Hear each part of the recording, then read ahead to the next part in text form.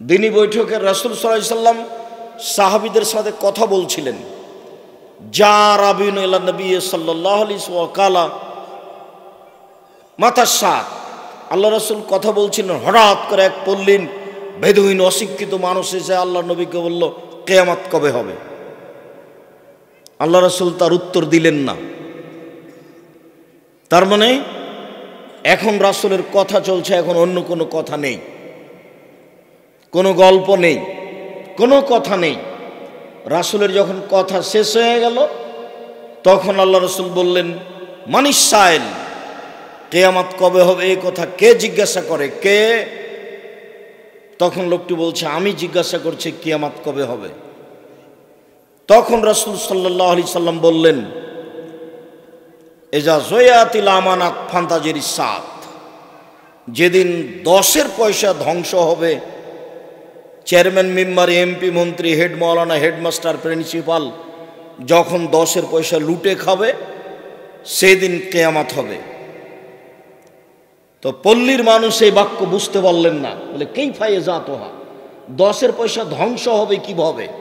আপনি তো বললেন যে 10-এর পয়সা যখন ধ্বংস হবে তখন কিয়ামত হবে, কিন্তু আমি পল্লীর অশিক্ষিত বেদুইন মানুষ, 10-এর পয়সা ধ্বংস হওয়ার কথা আমি বুঝতে পারলাম না।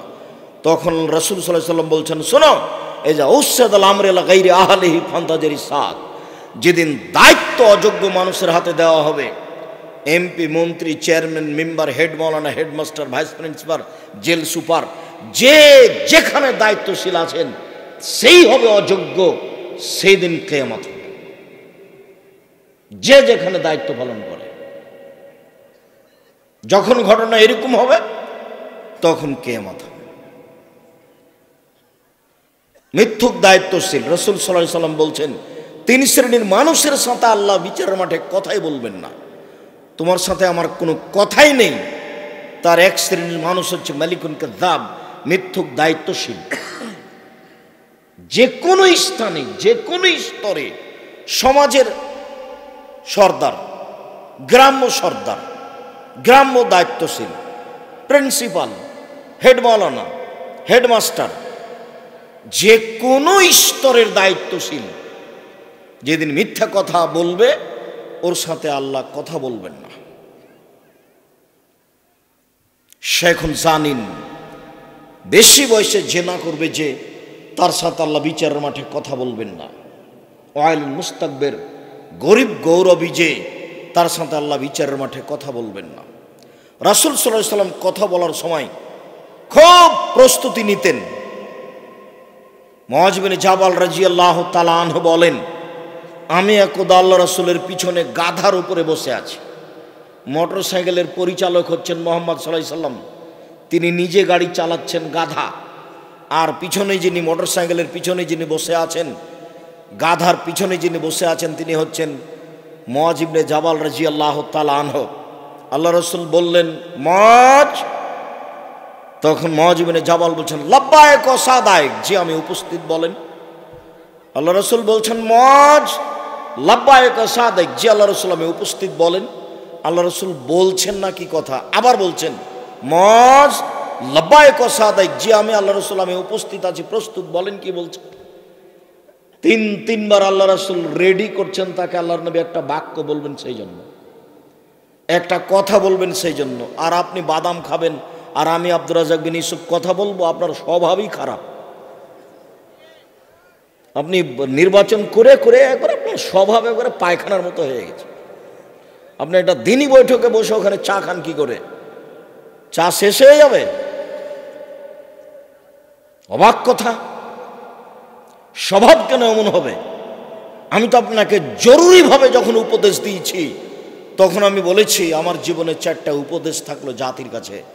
এক, আপনার জীবনে সবচেয়ে জরুরি কাজ, এর চেয়ে গুরুত্বপূর্ণ জরুরি কাজ পৃথিবীতে নেই, সেটা হলো 5 ওয়াক্ত সালাত আদায় করা। দ্বিতীয় জরুরি কাজ হালাল রুজি খাওয়া। হালাল রুজির চেয়ে পৃথিবীতে জরুরি কোনো কাজ নেই।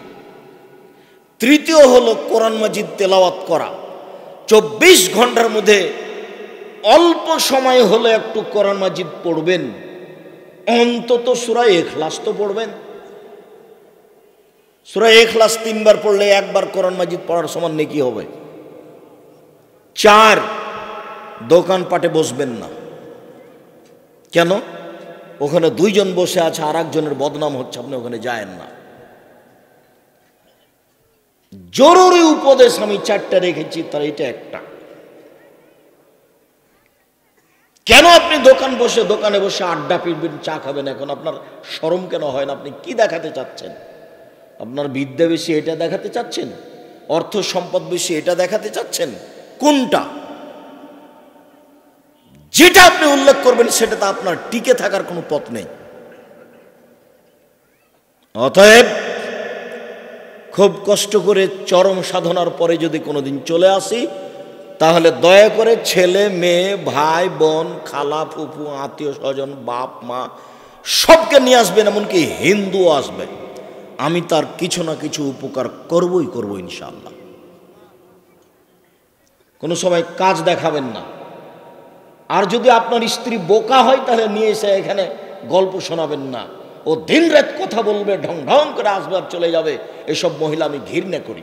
কোন শরমে কথা বলে ও? মুখখান বন্ধ করে না কেন? ওর একটু লজ্জা হয় না কেন? ওর একটু হায়া হয় না কেন?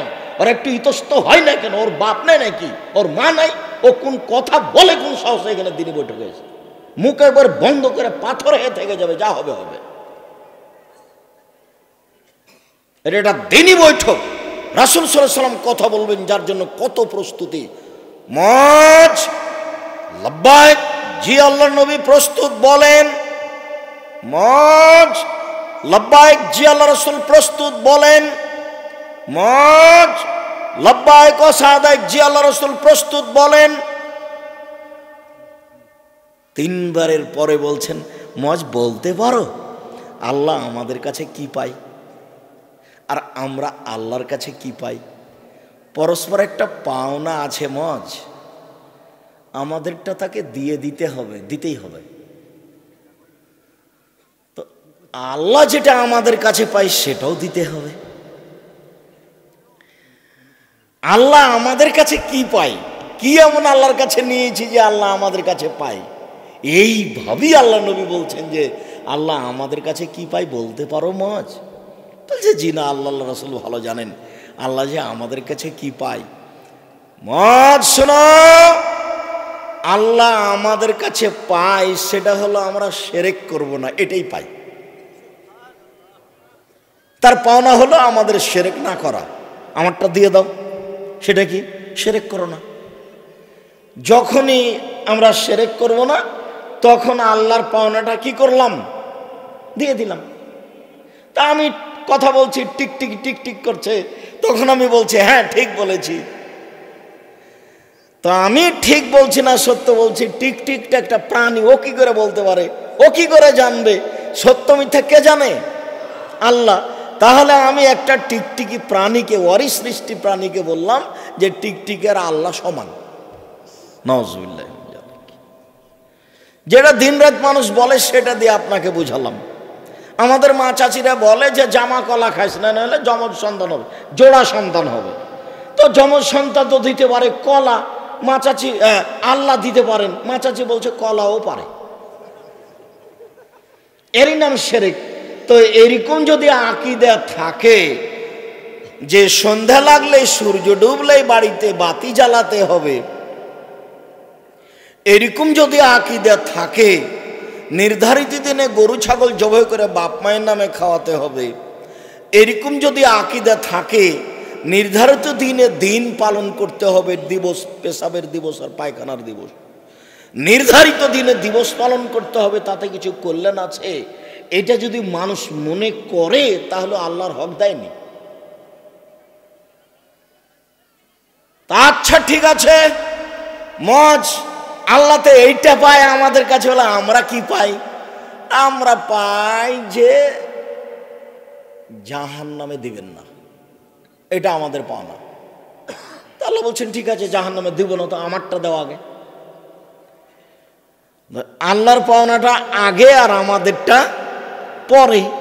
তা আল্লাহ বলছেন যে আমি তো ওয়াদাই করেছি যে আমি তোমাকে জান্নাতে দিয়ে দিব, তো তুমি আমারটা আগে দাও না, শিরক করো না, জান্নাতে দিয়ে দেবো। শিরক করো না, জান্নাতে দিয়ে দেবো।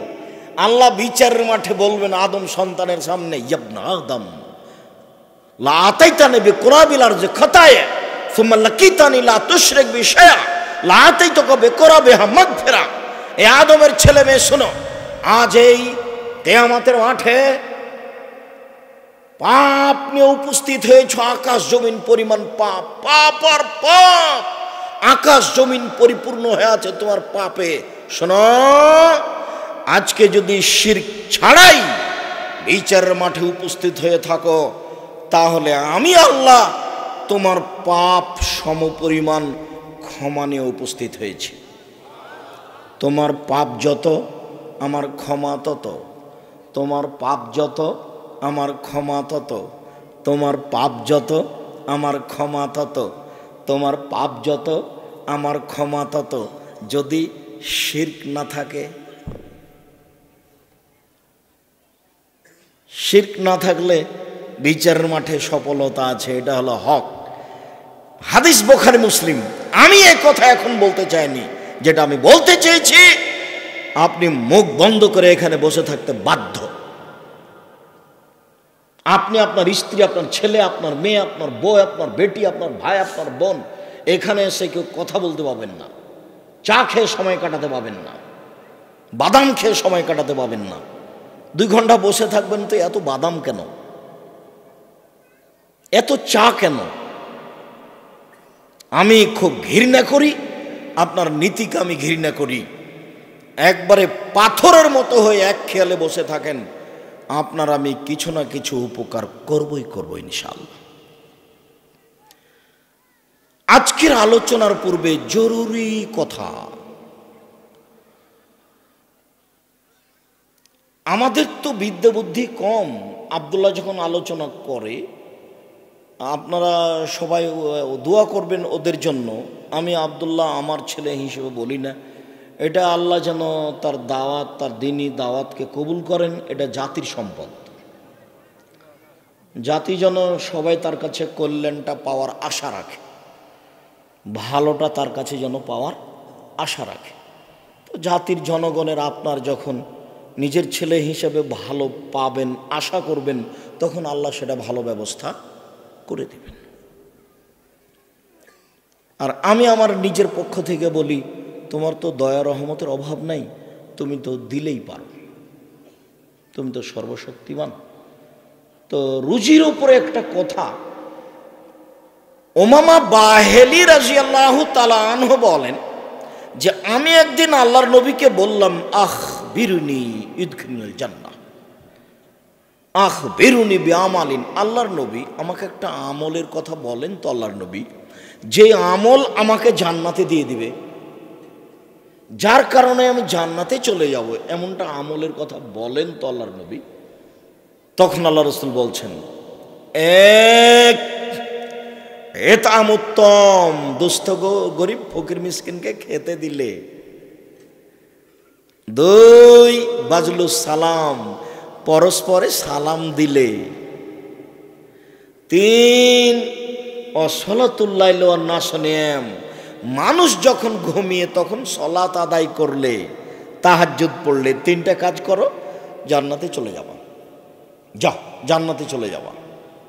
1, দুস্থ গরিব ফকির মিসকিনকে খেতে দিলে।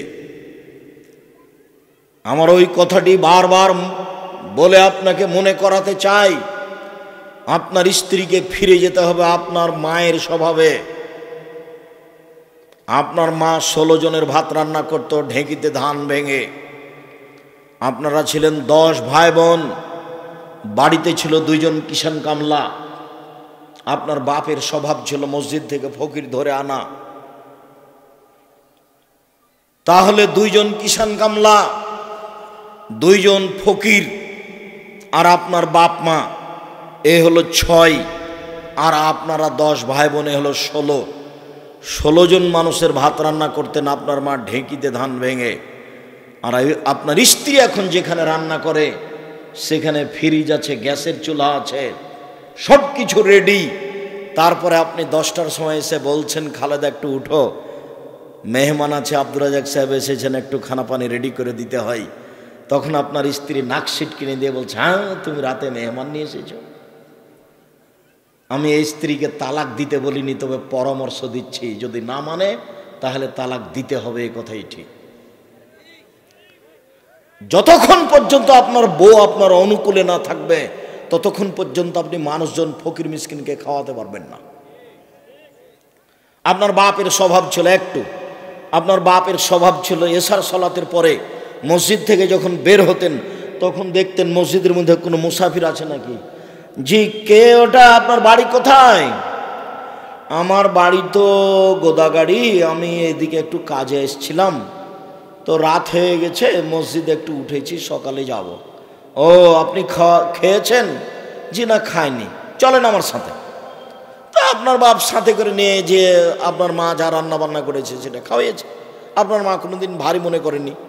এখন আপনি এশার সালাত আদায় করে কালকে যাচ্ছিলেন, তখন দেখছেন একটা মানুষ, কি খবর, আপনার বাড়ি কোথায়? আমার বাড়ি গোদাগাড়ি। কিছু খেয়েছেন রাতে? না, এখনো খায়নি। তো সাথে করে নিয়ে গেছেন। সাথে করে নিয়ে যেতে বউ এমন ধমক দিল। পরের দিন এখন দেখছেন, আজকে এশার সালাতের পরে দেখছেন একটা মুসাফির বসে আছে, তখন দেখে চুপচাপ কিছু না বলে আপনি ওই দরজা দিয়ে চলে গেলেন। ওকে কিছু বলতে পারবেন না, কেন? কালকে ধমক খেয়েছেন, আজকে আপনি মুসাফিরকে বলতে পারবেন? অসম্ভব। বউ যদি অনুকূলে না হয় ফকির মিসকিনকে খেতে দেওয়া সম্ভব নয়, এ কথাই ঠিক। ফকির মিসকিন দুস্থ গরিবকে খেতে দিতে হলে বউকে আপনার পক্ষে হতে হবে। যার কারণে আপনাকে আমি 150 চাউল রান্না করতে নিষেধ করেছি। আমি বলেছি হাফ কেজি চাউল রান্না করবেন, 1 কেজি করবেন, 3 কেজি করবেন। সারা দিন ছেলে মেয়ে আহাল পরিবার খাবে, ফকিরে খাবে, রাতে গরুতে খাবে। আপনি 150 চাউল রান্না করবেন কেন? এ কোন স্বভাব? এ কোন স্বভাব? এ নোংরামি স্বভাব কেন? মেহমান এসেছে, তখন বয়ে বলছে কি করবে 150 চাউল রান্না করেছি, মেহমানকে দিল তো শেষ হয়ে যাবে। এক কাজ করো, চানাচুর বিস্কুট দেবে বিদায় করে দাও। তো দুপুরে চানাচুর বিস্কুট দিয়ে মেহমান বিদায় করতে হবে? এখন আপনার মায়ের বয়স 80 বছর, যদি আপনার বউ সিট কিনে দেয়, আপনার মা যদি বিছানায় শুয়ে থাকে, দৌড়িয়ে এসে বলবে, থাক বেটা, থাক বেটা, থাক বেটা, বউ মাকে উঠাস না বেটা, আমি খানা পানি রেডি করে দিয়েছি, গরম করে দিয়েছি, তুই মেহমানকে দে। তা 80 বছরের মহিলা পারে, 20-25 বছর মেয়ে পারে না? আমি তালাক দিতে বলিনি, তবে পরামর্শ দিচ্ছি যে ফকির মিসকিনকে খেতে দিতে হবে। যদি বউ ঠিক না হয় তো খেতে দিতে পারবেন না, এ কথাই চূড়ান্ত। আর কোনো দিন ভাববেন না যে ফকির মিসকিনের জন্য এত চাউল রান্না করলে কি হবে। তাহলে রিজিকের বক্তব্য আব্দুল্লাহর আবার শুনতে হবে, আর না হলে রিজিকের বইটা অন্তত 10 বার পড়তে হবে। আমার বাড়ির নাম আমার মা বলে দিয়েছে, এটা মেহমানখানা। আমিও বলি ঠিক আছে মা, এটা মেহমানখানা। আপনার যদি স্বাদ হয়ে যায় একটু আব্দুর রাজাক সাহেবের মেহমানখানাতে গিয়ে দেখি, এখন তো আবার মেহমানখানাটা উঠে গেছে, তার মানে এখন তো আর আমি বাসায় থাকি না, প্রতিষ্ঠানে থাকি। তখন মনে করছি যে প্রতিষ্ঠানে প্রতি মাসে কিছু টাকা দিয়ে দিই, তাহলে মেহমান যারা খাচ্ছে ওরই মধ্যে চলে যাবে। মেহমানকে খেতে দিতে শিখতে হবে। বাড়িতে যদি 2-3 দিন ফকির এসে খেতে না চাই, তাহলে আপনি বুঝবেন উপরে মনে হয় গন্ডগোল হয়ে গেছে, নড়চড় হয়ে গেছে উপরে। ফকির কেন আসে না, ফকির কেন খেতে চায় না, এইটা আপনাকে ধারণা করতে হবে।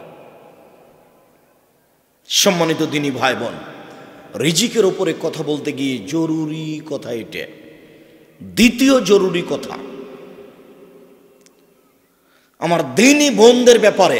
এই মেয়ে, এই ছেলে, তোমরা দেখো, লক্ষ্য করো, এখনো গল্প বন্ধ হয় না কেন? যাও, মহিলাদের দেখার ব্যাপারে তোমরা দায়িত্ব পালন করো না?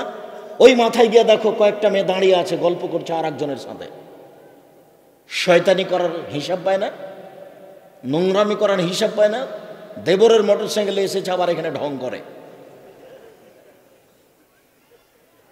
যাও ছেলে, যাও, দেখো ওখানে।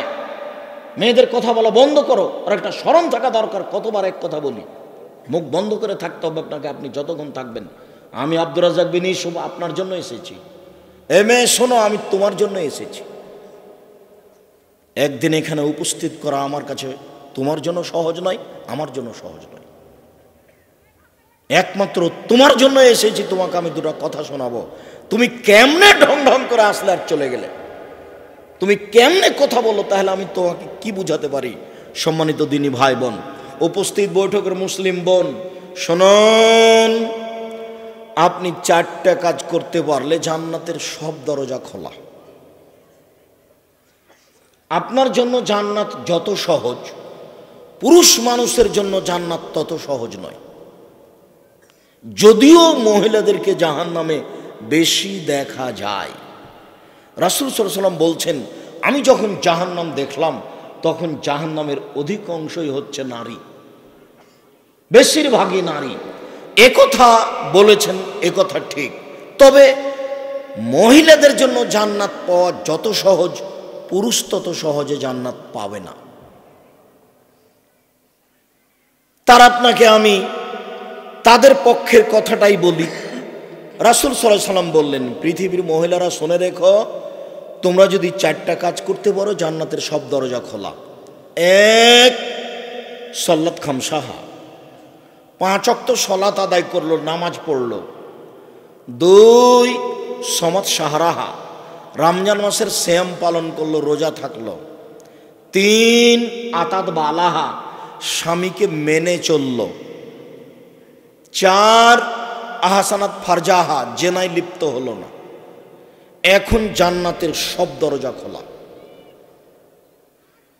1, 5 ওয়াক্ত সলাত নামাজ আপনি বাধ্য, আজ থেকে আপনি জরুরি মনে করে নেন, যা হয়েছে হয়েছে। পৃথিবীতে সলাতের চেয়ে ভিন্ন কোনো জরুরি ইবাদত আছে, গুরুত্বপূর্ণ কোনো কাজ আছে, আমি আব্দুর রাজ্জাক বিন ইউসুফ তা বুঝতে পারি না। এবাদতের জগতে সবচেয়ে দামি এবাদত সিয়াম, রোজা। তার একটা প্রমাণ, রোজাই এমন একটা এবাদত, সিয়ামই এমন একটা এবাদত যার নেকি আল্লাহ নিজে হাতে দিবেন। সলাত নামাজ যত দামি এবাদত হোক না কেন, সলাতের নেকি আল্লাহ নিজে হাতে দিবেন না। তাহলে এবাদতের জগতে সবচেয়ে দামি ভিন্ন ধরনের এবাদত হলো সিয়াম, রোজা। এর পরেও যদি সলাত নামাজ না থাকে, তাহলে রোজার এবাদতটা আল্লাহ বিচারের মাঠে কেটে দিবে, যা বাতিল। তাহলে সিয়ামের নেকিটা নির্ভর করে সলাতের উপরে, নামাজের উপরে। এবাদতের জগতে সবচেয়ে শক্তিশালী, পাওয়ারফুল, ক্ষমতাধর এবাদত হলো দান। দানের চেয়ে শক্তিশালী কোনো এবাদত পৃথিবীতে নেই, ওর ক্ষমতাই ভিন্ন। আপনি দান করলেন মায়ের জন্য, এখানে ওখানে কবরের শাস্তি বন্ধ। কত ক্ষমতা তার! আল্লাহ রাসূল বলছেন, আপনি দান করলে পাপ মিটে যাবে। ওইভাবে পানি যেমন আগুনকে নিভিয়ে দিতে পারে, পানি দেন, ঢেলে দেন, আগুন নিভে যাবে। ওইদিকে কত ক্ষমতা, এবারে সব পাপ মিটে যাবে ওর ক্ষমতার চোটে। খুব আল্লাহর রাগান্বিত হয়ে আছেন, আপনাকে জাহান্নামে দেবেন, আপনি দান করেন, তখন ঠান্ডা। আচ্ছা যাও, যা জান্নাতে যাও। দান করবেন, বিচারের মাঠে ছায়া হয়ে থাকবে দান, যতক্ষণ পর্যন্ত আপনার বিচার না হচ্ছে। 50 বছর বিচার না হলে দান আপনাকে ছায়া করে রাখবে। চলুক দেখি কতদূর বিচার চলে। ওর ক্ষমতাই ভিন্ন। দান যত শক্তিশালী ইবাদত হোক না কেন, যদি সলাত না থাকে তাহলে দানকে আল্লাহ কেটে দেবেন, ওটা বাতিল।